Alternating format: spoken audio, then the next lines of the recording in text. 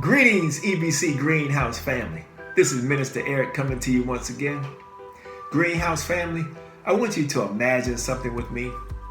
Imagine that you're working at your local Chick-fil-A.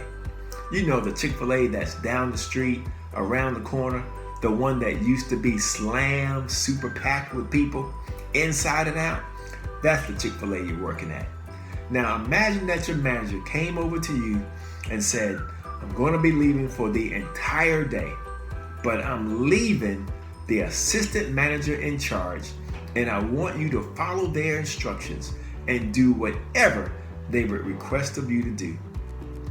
Now, about an hour or two later, your assistant manager comes over, gives you a task, and you just flat out refuse to do anything the assistant manager requested of you.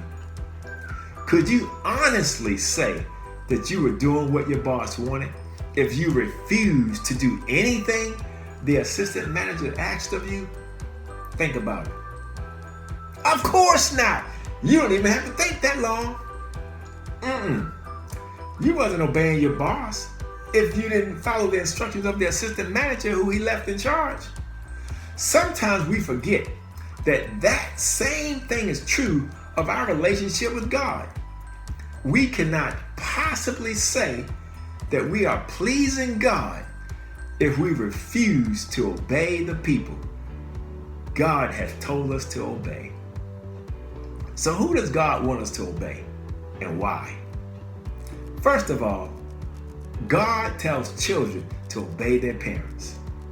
This obedience to the parents isn't because your parents are super fantastic. It's not because they're marvelous and perfect. It's not because they have the best ideas and they're great and wonderful. But rather, your obedience is because of your relationship with God. As a child who belongs to God, obeying your parents is the first way you obey God. Colossians chapter 3 verse 20 makes it crystal clear that this obedience isn't just when you agree with your parents or because you like what they're saying. It states, children, obey your parents in all things, for this is well-pleasing unto the Lord. Unless your parents are telling you to sin, God makes it crystal clear that he wants you to obey what they request of you. Second, God doesn't want your relationship with your parents to end with strict obedience. He calls us to go one step further. He wants us to honor our parents as well.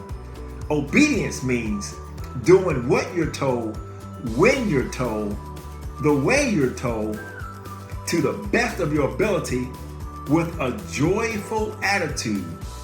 Let me say that again.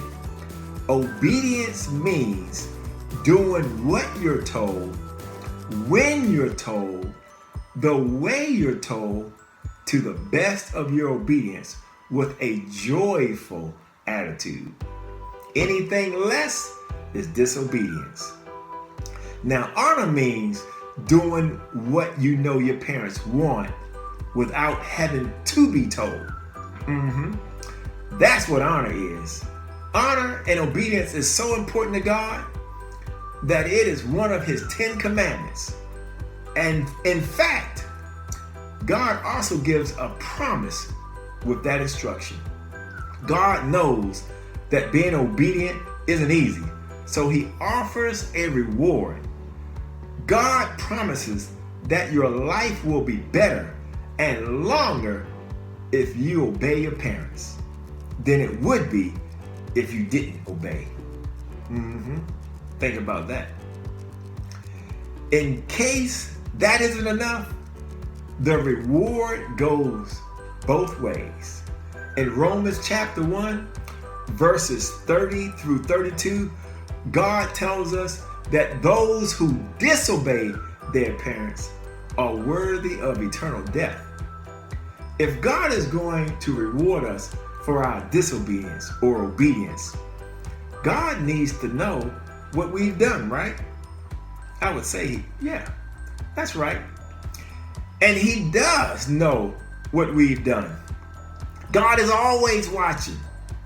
He sees our thoughts. He sees our actions. He hears our words. Even in the dark, God knows what we're doing because he's never in the dark. Knowing this should help us remember to obey and honor our parents. Even when we think that no one else is watching, God is always watching. And he wants us to do the right thing so he can bless us. As you read Ephesians chapter 6, verses 1 through 4, think about what God is saying to you, about how you should think about and respond to your parents. And finally, consider these 3 questions as you study Ephesians chapter 6, 1 through 4. First question, what are 2 reasons God says children should obey their parents? Second question, how does it change the way you think about your parents now knowing that you can't be right by God without honoring your parents? And third question, your parents have a responsibility to raise you the right way. That's true. But have you ever thought that you are responsible to God for if you make it hard for them by being disobedient and rebellious? Think about that. That's it for now, family. And that's plenty. God bless you. Stay safe. Peace out.